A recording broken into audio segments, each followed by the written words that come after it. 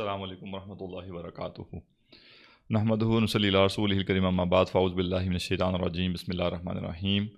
وجاءت سیارۃ فارسلوا واردہم فادلی دلوہ قال یا بشری ھذا غلام واسروہ بضاعہ واللہ علیم بما یعملون۔ صدق اللہ العظیم۔ رب اشرح لی صدری ویسر لی امری واحلل عقدۃ من لسانی یفقہوا قولی واجعل لی وزیرا من اہلی آمین یا رب العالمین۔ سورہ یوسف کے مطالعہ میں کل ہم نے جو چیز دیکھی تھی وہ یہ تھی کہ برادران یوسف جو ہیں وہ یوسف علیہ السلام کو کنویں میں ڈالنے کے بعد ان کی قمیض کے اوپر خون لگا کر لے آئے، اور انہوں نے یہ ثابت کرنے کی کوشش کی کہ یوسف علیہ السلام جو ہیں ان کو کسی بھیڑیے نے کھا لیا ہے۔ حضرت یعقوب نے جب یہ ان کا بہانہ سنا تو بالکل کلیئر کٹ ان کو کہہ دیا کہ نہیں، ایسا نہیں ہے، یہ تم ایک کہانی گھڑ کے لائے ہو، اور یہ جو کہانی ہے یہ بالکل تمہاری اپنی گھڑی ہوئی کہانی ہے، اس میں کوئی حقیقت نہیں ہے۔ تو وہاں سے اب کلام آگے شروع ہو رہا ہے۔ وجاءت سیارۃ، اور ایک قافلہ آیا، فارسلوا واردہم، تو انہوں نے بھیجا اپنے آگے چلنے والے کو، فادلی دلوہ، تو اس نے اپنا ڈول لٹکایا، قال یا بشری، اس نے کہا اوہو خوشخبری، ھذا غلام، یہ ایک لڑکا ہے، واسروہ بضاعہ، اور انہوں نے اسے پونجی سمجھ کے چھپا لیا، واللہ علیم بما یعملون، اور اللہ جاننے والا ہے جو کچھ وہ کر رہے تھے۔ اب قافلہ ایک آیا ہے اور انہوں نے دیکھا ہے کنواں ہے۔ ظاہر ہے پہلے زمانے میں کنویں بہت فریکوینٹ نہیں ہوتے تھے، کسی کسی جگہ کنواں نظر آتا تھا، تو بڑی خوشی سے وہ دوڑے ہوئے آئے کہ جی ہم اس میں سے پانی نکالتے ہیں۔ جب انہوں نے جو ہی ڈول نیچے ڈالا، ظاہر ہے یعنی یوسف علیہ السلام کسی مناسب ڈسٹنس پہ ان کو نظر آ گئے نیچے، تو انہوں نے کہا کہ بھئی یہاں تو ایک جیسے لڑکا ہے، اور وہ کسی طریقے سے انہوں نے یوسف کو نکال لیا۔ اب ایک صورت بار بار دو طرح کے کرداروں کو بیان کرے گی، مثبت کردار بھی اور منفی کردار بھی۔ اب یہ جو قافلہ آیا تھا، یہ قافلہ بھی کوئی اخلاقی لحاظ سے زیادہ اچھے لوگ نہیں تھے۔ کیوں نہیں تھے؟ کیونکہ وہ یہ دیکھنے کے بعد کہ ایک بچہ کنویں میں گرا ہوا ہے یا یہاں پھنسا ہوا ہے، ان کا کام بنتا تھا کہ وہ نکالتے اور نکال کر اس علاقے میں اعلان کرواتے، لوگوں سے رابطہ کرتے کہ اس طرح سے ایک بچہ یہاں پہ ہمیں ملا ہے، تو یہ کون ہے، کہاں کا ہے، کس طرح سے یہاں آیا ہے، یا یوسف سے یہ پوچھ لیتے کہ بھئی تمہارے ساتھ کیا واقعہ پیش آیا اور تمہارا گھر کہاں پہ ہے، کیسے ہم تمہیں گھر تک چھوڑ کر آ سکتے ہیں۔ تو وہ بھی لالچی لوگ تھے اور اخلاقی لحاظ سے پستی کا شکار تھے، لہٰذا انہوں نے جو ہی دیکھا کہ ایک لڑکا موجود ہے، اور غلام ٹین ایجر لڑکا، یعنی ان کو نظر آیا کہ 10 12 14 سال کا ایک لڑکا ہے، تو انہوں نے کیا کیا، چھپا لیا، وَأَسَرُّوهُ بِضَاعَةً، پونجی سمجھ لیا، ایک آپ کہہ لیں ایک کیش سمجھ لی کہ بھئی یہ تو چلیں کوئی 4 پیسے ہمیں مل جائیں گے۔ واللہ علیم بما یعملون، اللہ خوب جانتا ہے جو کچھ وہ کر رہے تھے۔ وَشَرَوْهُ بِثَمَنٍ بَخْسٍ دَرَاهِمَ مَعْدُودَةٍ، اور انہوں نے بیچ دیا اس کو تھوڑی سی قیمت میں، چند درہم کے عوض۔ وَكَانُوا فِيهِ مِنَ الزَّاهِدِينَ، اور وہ اس کے معاملے میں بالکل قناعت پسند تھے، یا آپ کہہ لیں کہ اس سے زیادہ ان کو رغبت نہیں تھی۔ اب اس آیت کے دو معنی بیان کیے گئے۔ جو اس کا معروف معنی ہے وہ یہ ہے کہ جس قافلے نے ان کو اٹھایا، حضرت یوسف کو، اس قافلے نے مصر جا کے حضرت یوسف کو چند درہموں میں بیچ دیا۔ یہ معروف رائے یہی ہے، مناسب رائے یہی ہے۔ البتہ ایک رائے اور ہے، وہ رائے یہ ہے کہ وہ شروع میں جو فائل ہے وہ یہ قافلے والے لوگ نہیں ہیں، بلکہ یوسف علیہ السلام کے بھائی ہیں۔ اور واقعہ کیا ہے کہ انہوں نے آبزرو کیا کہ کوئی قافلہ آئے اور وہ ان کو اٹھا کر لے جائے، یعنی وہ یہ میک شور کرنا چاہتے تھے کہ کوئی آ کے ان کو لے جائے، لہٰذا وہ، اب یہ سب کچھ قرآن و سنت میں نہیں آیا، ظاہر اسرائیلیات میں یہ چیزیں ہو سکتی ہیں، تو وہ آبزرو کرتے رہے، اور جب انہوں نے دیکھا کہ قافلہ آیا ہے، انہوں نے بچے کو نکال لیا، تو اب یہ وہاں پہنچ گئے، اور یہ پہنچ کے انہوں نے کہا کہ بھئی یہ تو ہمارا بچہ ہے اور ہم ایسے تو نہیں جانے دیں گے تمہیں، تو اگر تمہیں لے جانا ہے تو کیا کرو، کوئی 4 پیسے تو دو ہمیں۔ تو ایک رائے یہ بھی، اگرچہ یہ زیادہ قرینہ قیاس نہیں ہے کہ ایسا ہوا ہو، بلکہ زیادہ قرینہ قیاس یہ ہے کہ قافلے والے جو ہیں انہوں نے ہی بیچا ہو۔ اور آیت یہ بھی کہہ رہی ہے کہ ان کو نہ بہت زیادہ انٹرسٹ نہیں تھا حضرت یوسف میں۔ کیوں نہیں تھا؟ پہلی بات تو مفت کی چیز جب ہاتھ آتی ہے تو پھر وہ اس کی ویلیو انسان کو ویسے بھی نہیں ہوتی۔ تو اگر وہ کہیں سے خرید کے غلام لائے ہوتے تو پھر تو شاید انہوں نے بیچنے کے لیے بھی زور لگاتے، اور وہ چاہتے کہ جو ان کی قیمت خرید ہے اس سے قیمت فروخت زیادہ ہو، پروفٹ ہو، لیکن چونکہ ان کو رستے میں سے فری میں ایک بندہ مل گیا اور اس کو انہوں نے غلام بنا لیا، لہٰذا وہ جو پیسے بھی ملیں وہ پروفٹ ہی ہیں، کوئی مسئلہ نہیں ہے۔ تو ایک وجہ تو یہ تھی۔ دوسری وجہ یہ بھی تھی کہ ان کو یہ کنسرن تھا کہ ان کو پتہ تھا کہ یہ ایک غلط کام ہم نے کیا ہے اور ایک بچہ ہم ایسے اٹھا کر لے آئے ہیں اور اس کو ہم بیچ رہے ہیں، تو اس سے پہلے کہ کوئی خبر پھیلے، اس سے پہلے کہ کسی کو ہماری اس واردات کا پتہ چل جائے، بس جو پیسے ہاتھ میں آتے ہیں وہ لے کے، جیسے کوئی چوری کرتا ہے کوئی چیز، یعنی جیسے موبائل سنیچنگ لوگ کرتے ہیں، تو وہ جب جا کے بیچتے ہیں تو وہ بڑا زور نہیں لگاتے، 10 دکانیں نہیں گھومیں گے کہ جی نہیں جی میری چیز تو بڑی قیمتی ہے، یہ ہے وہ ہے، وہ بس چاہیں گے کہ ایز سون ایز پاسبل اس کو ہم دے دیں، تو اونے پونے قیمتوں پر وہ چیز بیچ دیتے ہیں۔ یہی معاملہ حضرت یوسف کے ساتھ کیا گیا کہ وہ اس چیز میں انٹرسٹڈ نہیں تھے کہ زیادہ عرصہ ان کو اپنے ساتھ رکھیں یا قیمت بڑھانے کے لیے انتظار کریں، لہٰذا جو 4 پیسے ان کے ہاتھ آئے انہوں نے ان کو بیچ دیا۔ یہ انسانی درجے میں بدترین گناہوں میں سے گناہ ہے کہ کسی آزاد شخص کو غلام بنایا جائے۔ کسی آزاد شخص کے غلام بنائے جانے کی صرف ایک صورت جائز ہے جس کو اسلام نے جائز رکھا ہے، وہ یہ ہے کہ حالت جنگ میں کفار کے ساتھ جو جنگ ہوتی ہے، اس جنگ میں جو قیدی بن جاتے ہیں، ان قیدیوں میں سے جو لوگ فدیہ دے کے، رینسم دے کے اپنے آپ کو چھڑوا لیں، سو چھڑوا لیں، باقی لوگ جو ہوں گے وہ اصل میں خادم بنیں گے اور ان سے جو ہے وہ سروس لی جائے گی۔ یہ واحد صورت ہے جو اسلام نے جائز رکھی ہے، لیکن جائز رکھی ہے، فرض نہیں رکھی۔ یعنی یہ نہیں کہا کہ تم نے لازمی غلام بنانا ہے اور لازمی تم نے جو ہے یہ کام کرنا ہے، بلکہ ظاہر دشمن ہے، یعنی ایک بندہ آپ کو قتل کرنے آیا تھا نا، تو قتل کرنے جب آیا تھا وہ آپ نے اس کے اوپر آپ قابو آپ نے پا لیا اور اس کو اپنے غلام بنا لیا، تو اب یہ کوئی نارمل انسان نہیں ہے کہ بندہ کہے کہ یہ ہو یہ تو بڑا ظلم ہے، نہیں ایسا نہیں ہے، بلکہ یوں سمجھیے کہ جیسے آج کا جو دور ہے، اس دور سے یہ غلامی والا معاملہ شاید بہت بہتر تھا۔ کیوں بہتر تھا؟ کیونکہ ایک بندے کو جب جیل میں ڈال دیا جاتا ہے اور وہ 20 25 30 سال جیل میں بند رہتا ہے، تو یہ جو جیل میں بند رہنا ہے اس کا کیا فائدہ ہے؟ یعنی ایک بندہ ایک کمرے میں بند بیٹھا ہوا ہے، اس کو وہاں پہ آپ کھانا بھی دے رہے ہیں پینا بھی دے رہے ہیں، بس وہ ایک کمرے میں بیٹھا بیٹھا بیٹھا بیٹھا گزار رہا ہے، تو یہ زندگی گزارنا کس چیز کی ہے؟ تو قید عام طور پہ اتنی لمبی نہیں ہوا کرتی، اگر کسی کو قید کرنا بھی ہو تو جیسے کچھ تھوڑے ٹائم کے لیے قید کیا جاتا ہے تاکہ اس کو کوئی نصیحت ہو جائے۔ یہ عمر قید جو ہوتی ہے یہ ایک فضول قسم کی چیز ہے جس کا کوئی سینس نہیں بنتا کہ ایک بندے کو بس آپ نے ساری زندگی کے لیے ایک جیل میں ڈال کے بند کر دیا۔ تو جبکہ اس کے مقابلے میں جو غلام ہوتے تھے ان کو، یعنی وہ عمر قید سے ان کو بہت فائدہ ہوتا تھا، بہت زیادہ فائدہ ہوتا تھا۔ تو آج بھی امریکہ بہادر جو جن علاقوں میں جنگیں کرتا ہے، افغانستان میں اور علاقوں میں، وہاں سے جو لوگ پکڑ کے وہ لے کے جاتا ہے ان کے ساتھ کیا سلوک کرتا ہے؟ تو ہوتا کیا ہے، ہمارے ہاں مسلمان اتنے سادے رہ گئے ہیں، اتنے آپ کہہ لیں بھولے بن گئے ہیں کہ جب بھی کوئی آ کے ہم سے کوئی سوال کرتا ہے تو ہم ایک دم دب جاتے ہیں، نہیں نہیں نہیں ایسا نہیں ہے، ایسا نہیں ہے، یوں ایسا نہیں، کچھ نہیں بھائی، کوئی اتنا بڑا مسئلہ نہیں ہے، کھل کے اپنے دین کے اوپر ہمیں اعتماد ہونا چاہیے اور ہمیں پتہ ہونا چاہیے کہ دنیا کیا کر رہی ہے، اور سوال کرنے والے سے پوچھا جائے تم کون ہو بھائی؟ تم جو بندوں کو گوانتانامو بے میں لے جاتے ہو اس سے یہ غلام بہت بہتر ہے، 1000 درجے بہتر ہے۔ کیوں بہتر ہیں؟ کیونکہ ایک تو وہ فری لائف گزار رہے ہیں، فری لائف سے کیا مراد ہے؟ کسی جگہ میں بند نہیں ہے، ٹھیک ہے غلام ہے وہ اپنی آزاد نہیں ہے، لیکن ایٹ لیسٹ وہ کسی 6x6 کے سیل میں تو قید نہیں ہے، 10x10 کے کمرے میں تو 4 بندوں کے ساتھ بند نہیں ہوئے نا، وہ چل پھر سکتے ہیں، گھوم پھر سکتے ہیں، کھانا پینا ان کو مل رہا ہے، آرام کرنے کا موقع مل رہا ہے۔ ایون اسلام نے تو شادی کا آپشن دیا ہے کہ غلام اگر کوئی شادی کرنا چاہے تو وہ کسی لونڈی سے وہ شادی بھی کر سکتا ہے اگر اس کا جو مالک ہے، آقا ہے، اس کو الاؤ کرتا ہے۔ اسی طرح اسلام نے تو یہ آپشن بھی دیا کہ جو غلام ہے اس کو خرید کے آزاد کر دیا جائے، یعنی یہ اس کی رغبت دلائی گئی بہت زیادہ، کتنی ساری چیزوں کے کفارے کے طور پہ کہا گیا کہ غلام کو خرید کے آزاد کر دینا چاہیے اس کفارے کے لیے۔ تو اسلام نے بہت سے اور آپشنز بھی دیے۔ پھر ایون جو غلام ہے بھی اس کے یہ بھی حکم کیا دیا گیا کہ اس کا جو آقا ہے وہ اس کے ساتھ ظلم نہیں کر سکتا، ناانصافی نہیں کر سکتا، اس کو بنیادی حقوق سے محروم نہیں کر سکتا۔ تو لہٰذا بہت زیادہ ایک دم پریشان نہیں ہو جانا چاہیے۔ جدید دور میں بہت سے فتنے ہیں، ان فتنوں میں سے زیادہ تر اسی طرح کے ہوتے ہیں کہ ایک کانسیپٹ جو اسلام کا ہے اس کو لے کے ایسے بیان کرنا جیسے آج وہ نہیں ہے، نہیں آج بھی ہے، اسے بدتر شکل میں ہے، نام چینج کر دیا آپ نے، آج آپ نے اسے پرزنر کہہ دیا ہے، آج آپ نے اسے کوئی اور نام دے دیا ہے، لیکن اصل میں کر آپ بھی آج بھی یہی رہے ہیں۔ جنگوں کے قیدیوں کے ساتھ جو سلوک کیا جاتا ہے آج تک کی دنیا میں، مہذب دنیا جو سو کالڈ مہذب دنیا ہے وہ کیا کرتی ہے؟ جنگی قیدیوں کے ساتھ کیا کرتی ہے؟ کتنا غیر انسانی سلوک ان کے ساتھ کیا جاتا ہے، اور وہی لوگ چوڑے ہو کے ہمارے سامنے آ جاتے ہیں کہ دیکھو اسلام میں غلامی ہے اور اسلام میں غلامی کا یہ، اسلام میں غلامی کا وہ، تو ہم کہیں گے تمہاری یہ اوقات ہی نہیں ہے کہ تم آ کے ہم سے یہ بات کرو، پہلے اپنے گریبان میں جھانکو،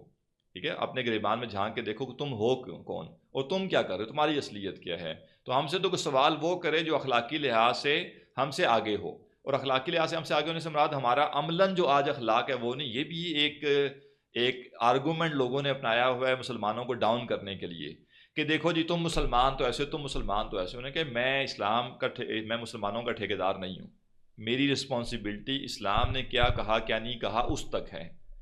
میرے اوپر نہ اللہ نے ذمہ داری ڈالی ہے کہ میں تمام مسلمان عملاً جو کچھ کرتے ہیں اس کا دفاع کروں، اور نہ ہی اسلام نے مجھے یہ کہا ہے کہ اگر تمام مسلمان کچھ غلط کر رہے ہیں یا بڑی تعداد میں مسلمان کچھ غلط کر رہے ہیں تو ان کے غلط کرنے کی وجہ سے جو کچھ اسلام میں ہے ہم اس کو بھی تبدیل کر لیں یا اس کے بارے میں معذرت خانہ رویہ اختیار کریں، تو ایسا نہیں ہوگا.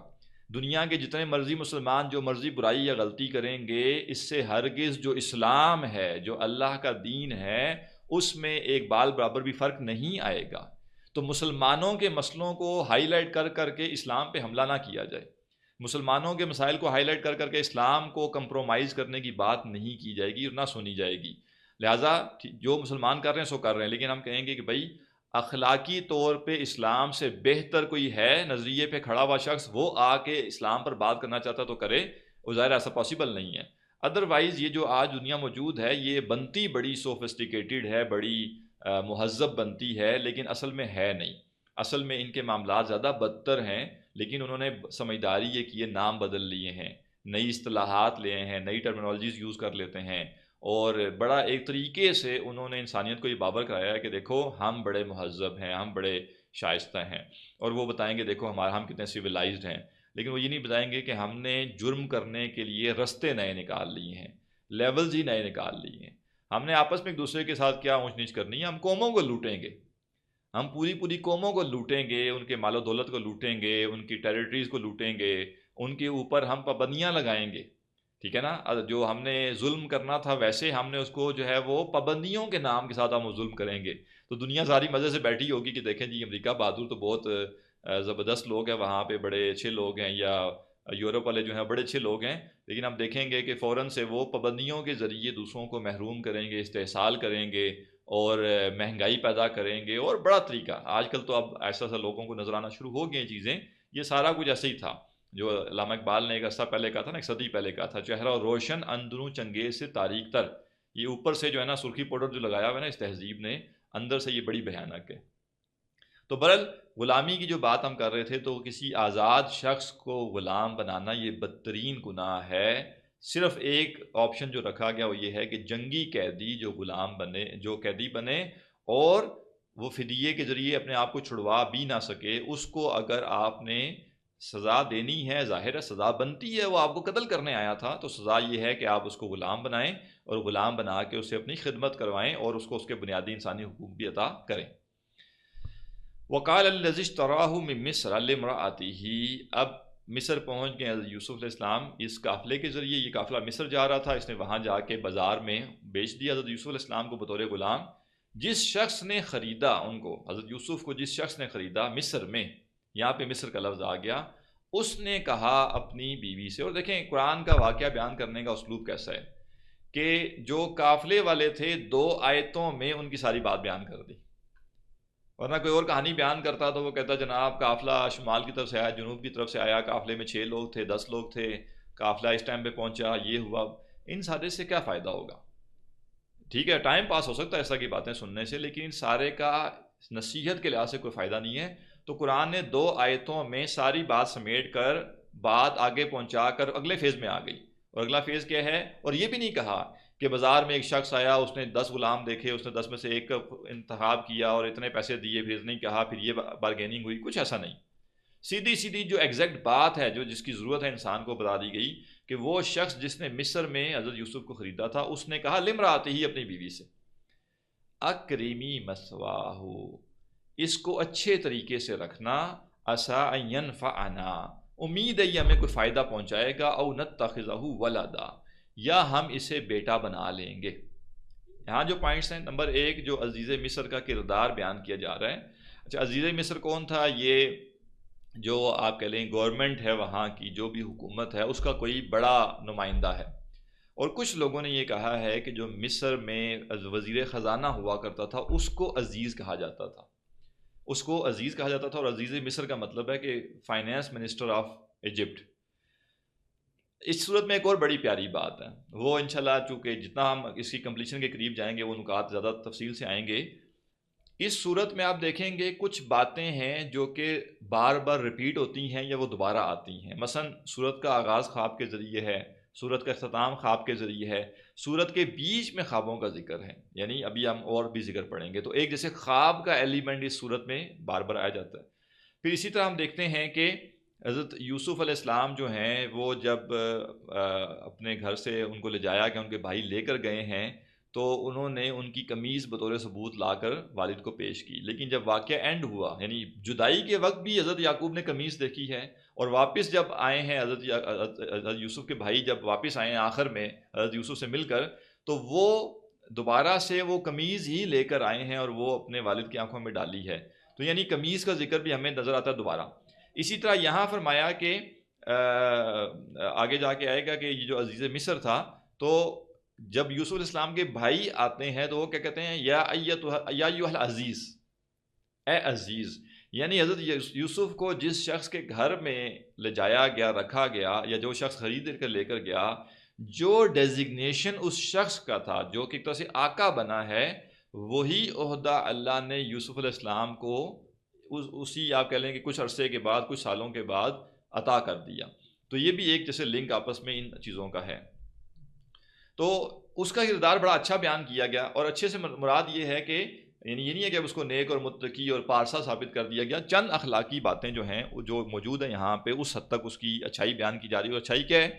پہلی بات تو اس نے جب ظاہر ہے وہ غلام خریدنے گیا ہوگا مارکیٹ میں، اور کوئی خادم اس کو چاہیے ہوگا گھر کے لیے، تو اس کی نظر ایسی تھی کہ اس نے سب سے اچھے بندے کا انتخاب کیا، بجائے اس کے کہ وہی دیکھتا کہ بھائی یہ تو 12-13 سال کا بچہ ہے، اس کی جگہ میں کوئی 16-18 سال کا یا 20 سال کا لے کے جاؤں تاکہ اس کے اندر ذرا انرجی زیادہ ہوگی، زیادہ خدمت کر سکے گا، یہ تو ابھی بچہ ہے، اس کو تو ہمیں پالنا پڑے گا۔ اس نے شاید کردار کو یا ایک پرسنالٹی کو دیکھا، اور اس کو نظر آ گیا ہوگا کہ یوسف علیہ السلام غیر معمولی آدمی دکھائی دے رہے ہیں، لہٰذا وہ ان کو خرید کر لے کے گیا۔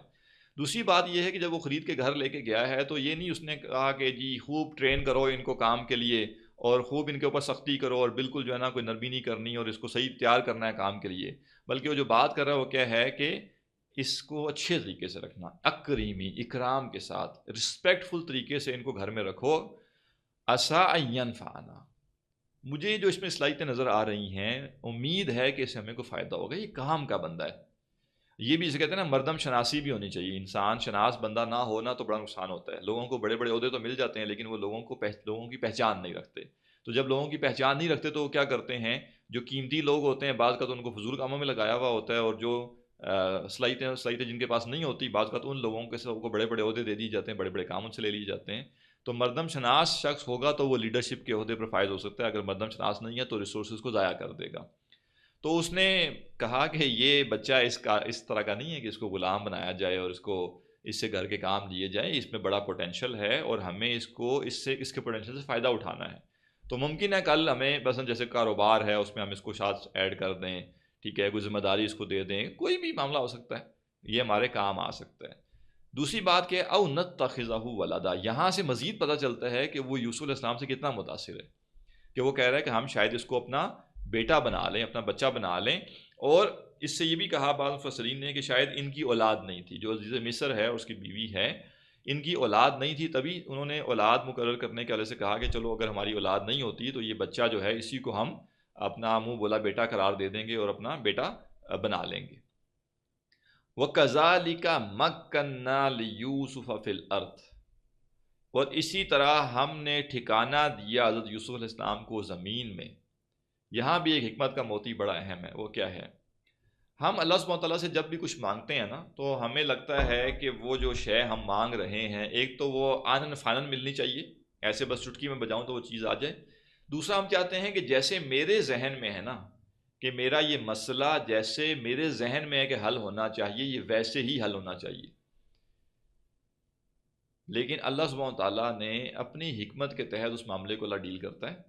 اور ہمیں نہیں پتہ ہوتا کہ بعض اوقات ہم جو اللہ سے خیر مانگ رہے ہیں اس خیر کا جو رستہ ہے، اس خیر تک پہنچنے کا جو رستہ ہے، وہ کچھ آپ کہہ لیں کہ کچھ تاریکیوں سے گزر کے، کچھ گہرائیوں سے گزر کے، اور کچھ مشکلات سے گزر کے آئے گا۔ لہٰذا ہم نے اللہ تعالیٰ سے بہت بڑی شے مانگی، اللہ ہمیں یہ فلاں چیز عطا کر دے، یہ دعا کرنے کے بعد پتہ چلا کہ جناب کچھ مشکلات شروع ہو گئی زندگی میں، کچھ تنگیاں شروع ہو گئی۔ اب ہم سوچ رہے ہیں یہ کیا، میں نے تو دعا کی تھی کہ مجھے کچھ خیر کا معاملہ ہو، کچھ مجھے فائدہ ہو جائے اور مجھے کچھ اللہ تعالیٰ عطا کر دے، یہ تو الٹا میرے ساتھ مسائل پیش آنا شروع ہو گئے۔ اور پھر لوگوں کو ایک دم پریشانی ہو جاتی ہے کہ نہیں جادو کر دیا کسی نے، یہ ہو گیا وہ ہو گیا۔ سارا کچھ اپنی جگہ ہوتا ہے، لیکن اتنا بھی نہیں ہوتا کہ ہر مسئلے کے اوپر ہمیں لگنا شروع ہو جائے کہ جادو ہو گیا ہے یا کسی نے کچھ کر دیا ہے، کچھ آسیب آ گئے ہیں۔ تو بعض اوقات اللہ سبحانہ وتعالیٰ جو خیر عطا کرنا چاہتا ہے، اللہ بہتر جانتا ہے نا، وہ عالم الغیب ہے کہ کیا طریقہ بہتر ہوگا انسان کے لیے۔ اب بظاہر حضرت یوسف علیہ السلام غلام بن کر ایک گھر میں بطور غلام آ رہے ہیں، لیکن اللہ فرما رہا ہے وہ کذالک مکننا لیوسف، یہ ہم نے اس طریقے سے ٹھکانہ بنایا حضرت یوسف کا۔ کیوں؟ اب اس میں حکمت ہمیں کیا سمجھ آ سکتی ہے، واللہ عالم، اور کتنی حکمتیں ہوں گی۔ نمبر ایک تو اللہ تعالیٰ نے حضرت یوسف سے ایک بڑا کام لینا تھا، اور وہ جو بڑا کام تھا وہ کیا تھا کہ ایک وقت آئے گا یہ وزیر خزانہ بنیں گے اور پورے ملک کے خزانے کو سنبھالیں گے۔ تو حضرت یوسف کو اب ایک ایسے گھر میں پہنچا دیا گیا جو پہلے ہی ایک وزیر خزانہ شخص ہے۔ ظاہر ہے کئی سال حضرت یوسف ساتھ رہے ہوں گے، گھر میں لوگ آتے ہوں گے، ہائی لیول کی میٹنگز ہوتی ہوں گی، بڑے بڑے سرکاری وزیر مشیر آتے ہوں گے، ان کے آپس میں ڈسکشن ہوتی ہوں گی، تو حضرت یوسف آبزرو کرتے ہوں گے۔ تو اللہ تعالیٰ نے سکھانے کا ایک ذریعہ بنا دیا کہ بجائے اس کے کہ ان کو یہ چیز کہیں سے سیکھنی پڑے، ہم ایسی جگہ پہ ان کو پہنچا دیتے ہیں کہ یہ کر سکیں۔ یہی معاملہ آپ دیکھیے موسیٰ علیہ السلام کا، کہ کیسے ان کو فرعون کے دربار میں پہنچا دیا، حالانکہ سب سے زیادہ خطرہ فرعون سے ہی تھا۔ تو اور وہ ظاہرہ جب فرعون کے ساتھ وہ رہ رہے تھے تو اللہ سبحانہ تعالیٰ کی طرف سے خاص گائیڈنس بھی ہوتی ہے انبیاء کو، لیکن انسانی درجے میں بھی اللہ تعالیٰ ان کو بہت کچھ سکھاتا ہے۔ تو فرعون کی پوری نفسیات سے اور پوری وہ مشینری حکومتی کام کیسے کرتی ہے اور یہ سوچتے کیسے ہیں، کیا موسیٰ علیہ السلام نے یہ آبزرو نہیں کر لیا ہوگا اندر رہ کر؟ اور کیا جو انہوں نے پلان بنایا ہوگا انسانی درجے میں، وہ سارا انسانی پلان جو ہوگا اللہ کی مدد اس میں شامل ہوتی ہے، لیکن اللہ تعالیٰ کی مدد کا مطلب یہ نہیں تو کہ انسان کے ذمہ کچھ ہے ہی نہیں، یا انسان کو بس ریلیکس کر دیا جائے گا کہ تم آٹو پہ چلتے جاؤ گے۔ تو یقیناً موسیٰ علیہ السلام نے اس وقت اس ساری اپنی آبزرویشن کو استعمال کیا ہوگا اس ایگزٹ پلان کے لیے جو انہوں نے اپنی قوم کو لے کر وہ مصر سے نکلے تھے۔ اسی طرح یوسف کو اللہ تعالیٰ نے ایک ایسے گھر میں پہنچا دیا جہاں ہائی لیول کی جو ہے آفیشیل میٹنگز ہوتی ہیں اور بڑے بڑے وزیر مشیر آتے ہیں، تو آپ کو پورا ایک ڈیکورم کیا ہوتا ہے اس طرح کی چیزوں کا وہ آبزرو کروا دیا گیا۔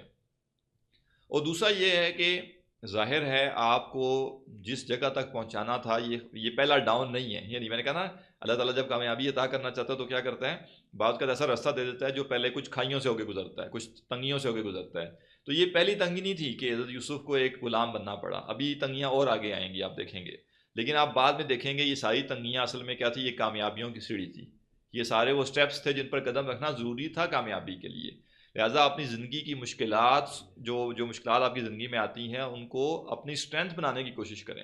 اور یہ حکمت تلاش کرنے کی کوشش کریں کہ جو مشکل میری زندگی میں آئی ہے اللہ تعالیٰ مجھے کس قابل بنانے کے لیے اس مشکل میں ڈال رہا ہے، اس سے میں گین کیا کروں گا، میں سیکھوں گا کیا، مجھے فائدہ کیا ہوگا۔ نہ کہ انسان اس پہ واویلا کرنا شروع کر دے اور آہو فضا شروع کر دے اور وہ کہے کہ جی یہ کیا، یہ تو مجھے مشکلات میں ڈال دیا گیا، تنگی میں ڈال دیا گیا۔ تو ابھی آپ دیکھیں گے اور تنگیاں آئیں گی۔ وَكَذَلِكَ مَكَّنَّا لِيُوسُفَ فِي الْأَرْضِ، اسی طرح ہم نے حضرت یوسف کو زمین میں ٹھکانہ دیا، وَلِنُعَلِّمَهُ مِن تَعْوِيلِ الْأَحَادِيثِ، اور تاکہ ہم اسے سکھائیں یعنی باتوں کی تہہ تک جانا۔ یہاں پہ اب بعض لوگ کہتے ہیں کہ اس لیے حضرت یوسف کو اس جگہ پہنچایا گیا تاکہ وہاں جو بڑی گہری ڈسکشنز ہوں گی، جو معاملات کے اوپر چھان بین کی جاتی ہوگی، اور یوسف چونکہ خادم تھے گھر کے تو ظاہر ہے وہ اس مجلس میں بڑے آرام سے آ جاتے ہوں گے۔ ہائی پروفائل میٹنگز جو ہوتی ہیں اس میں ویسے تو کوئی بندہ نہیں آ سکتا، لیکن جن لوگوں نے وہاں خدمت کرنی ہوتی ہے، ساؤنڈ سسٹم کسی نے ٹھیک کرنا ہے، کوئی کیمرہ مین ہے، وہ تو وہیں ہوگا، اور کان تو اس کے کھلے ہی ہوئے ہیں، کان تو بند کیے بھی نہیں جا سکتے، لہٰذا وہ باتیں سنتے رہیں گے اور اس سے کیا ہوگا، ان کو فائدہ ہوگا۔ اور بعض لوگوں کے مراد جو ہے وہ یہی ہے کہ جو خوابوں کی تعبیر ہے وہ ہم سکھائیں۔ واللہ غالب علی امرہ، اللہ اپنے معاملے پر غالب ہے، ولکن اکثر الناس لا یعلمون، لیکن اکثر لوگ نہیں جانتے۔ کچھ مفسرین جو ہیں ان کا یہ مزاج ہوتا ہے کہ وہ ہر سورت کی مرکزی آیت کو تلاش کرنے کی کوشش کرتے ہیں کہ یعنی وہ کون سی آیت ہے پوری سورت کے اندر جو مرکزی آیت ہے، اور پوری سورت اس آیت کے گرد گھوم رہی ہے۔ تو اس سورت کے حوالے سے جو مرکزی آیت کا انتخاب کیا گیا وہ یہ آیت ہے، واللہ غالب علی امرہ، اللہ اپنے معاملے پر غالب ہے۔ اللہ نے اس امت کو غلبہ عطا کرنا ہے نا، اللہ سبحانہ تعالیٰ کو کوئی کمزوری، نعوذ باللہ، کوئی نقص، کوئی کمی، کوئی عجز نہیں ہے، وہ اپنے معاملے پر غالب ہے، لیکن اس کا اپنا انداز ہے، اس نے اس امت میں لوگوں کو کیسے تیار کرنا ہے کچھ مشکلات سے گزار کے، اور کیسے ان کے کردار کو مضبوط کرنا ہے، ہم نہیں سمجھ پا رہے۔ ہمیں لگتا ہے کہ یہ کیا مسلمان پٹ ہی رہے ہیں، ظلم کا شکار ہیں، سب کچھ ہو رہا ہے، لیکن اللہ سبحانہ تعالیٰ کی اپنی حکمت ہے. تو اللہ نے جو کام کرنا ہوتا ہے وہ کر کے رہتا ہے، چاہے ظاہراً آپ کو اس کے اسباب سمجھ ہی نہ آ رہے ہوں. آج سے 30-40 سال پہلے لوگوں کو یہ لگتا تھا کہ اسلام اب کیسے واپس اٹھے گا دوبارہ، اور جس طرح سے اسلام کو دبا دیا گیا، اور خاص طور پہ جو 20ویں صدی گزری ہے اس میں جس طرح سے اسلام پر حملے کیے گئے، تو مسلمانوں میں سے تو بہت سے لوگ یہ ڈر گئے تھے کہ پتہ نہیں اسلام باقی بھی رہے گا کہ نہیں. ہمارے ہاں آج جو کچھ ایک لبرل طبقہ پایا جاتا ہے، یا جو دیندار ہیں لیکن وہ سیکولرزم کی طرف زیادہ مائل ہیں، تو یہ لوگ کیوں اسلام کو اتنا ہلکا کرنے کے لیے تیار ہو گئے، کیوں اسلام میں سے چیزیں نکالنے کے لیے تیار ہو گئے؟ کیونکہ ان کو لگ رہا تھا کہ اگر پورا اسلام لے کے چلے نا تو پورا اسلام تو جدید دنیا کو قابل قبول نہیں ہے، لہذا کیا کرو، ہلکا کر لو. جو چیزیں جدید دنیا کو پسند نہیں ہے، میوزک پسند نہیں ہے، اس کو نکال دو. اسی طرح پردہ پسند نہیں ہے جدید دنیا کو، اس کو نکال دو. سود کے ساتھ جدید دنیا کو مسئلہ ہے، اس کو نکال دو. ٹھیک ہے، جہاد سے مسئلہ ہے، اس کو نکال دو. شریعت کے بعض چیزوں سے مسئلہ ہے، ان کو نکال دو. تو یہ کیا اسلوب تھا؟ یہ اس لیے تھا کہ لوگوں کو یہ لگ رہا تھا کہ اسلام مٹ جائے گا، تو اسلام کو باقی رکھنے کا طریقہ یہ کہ ہلکا کر لیا جائے، اس کو بہت جو ہے وہ اس کی ٹرمنگ کر لی جائے. لیکن اللہ سبحانہ تعالیٰ اپنے معاملے پر غالب ہے. آج ہم دیکھتے ہیں کہ پوری دنیا میں اسلام کے حوالے سے یہ تاثر اب تقریباً ختم ہو چکا ہے کہ اس کو کبھی مٹایا جا سکتا ہے یا اس کو دبایا جا سکتا ہے. بلکہ زیادہ اب پریشانی مغرب کو ہے کہ ہم جو مرضی کر لیں، یہ مسلمان قابو میں آتے ہی نہیں ہے ہمارے. ایک پالیسی بنائیں گے، دوسری پالیسی بنائیں گے، یہ کریں گے، وہ کریں گے، ادھر جنگ کریں گے، ادھر جنگ کریں گے، لیکن کسی طریقے سے وہ ان کو لگ رہا ہے کہ مسلمانوں کو ہم قابو نہیں کر پا رہے. تو اللہ تعالیٰ فرما رہا ہے کہ اللہ اپنے معاملے پر غالب ہے، وَلَٰكِنَّ أَكْثَرَ النَّاسِ لَا يَعْلَمُونَ. اکثر لوگ نہیں جانتے. اکثر لوگ وہ انسانی درجے میں رہ کے، اسباب کے درجے میں رہ کے ساری اسسمنٹ کر رہے ہوتے ہیں، اور وہ کہہ رہے ہوتے ہیں کہ نہیں جی اب کچھ نہیں ہو سکتا، اب تو کوئی فائدہ نہیں ہے، اب تو آگے ڈیڈ اینڈ ہے، اب کوئی وے آؤٹ نہیں ہے. نہیں، ایسا نہیں ہے، وے آؤٹ ہے، اور وہ وے آؤٹ اللہ تعالیٰ نے پیدا کرنا ہے، اور وہ غالب ہے اپنے معاملے پہ، جو کرنا چاہتا ہے وہ کر کے رہتا ہے. تو یوسف کو کہاں سے نکال کے کہاں پہنچایا، کن مراحل سے گزارا گیا، لیکن اصل جو مقصود تھا وہ کیا تھا کہ یوسف علیہ السلام کو ایک بلند مقام عطا کیا جائے، اور اللہ تعالیٰ اس مقام تک ان کو پہنچا کر رہے گا. سوال کوئی ہو تو کر سکتے ہیں.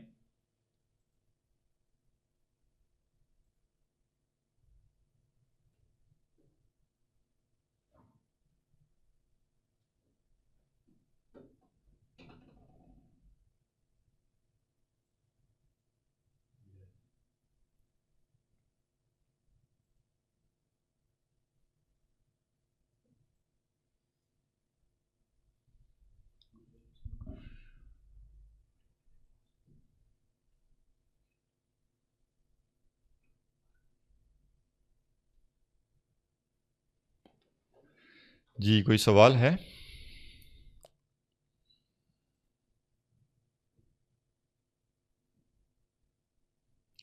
جی ٹھیک ہے، آپ واٹس ایپ پہ میسج کر دیجیے گا، آپ کو مل جائے گی میسج ایک اور.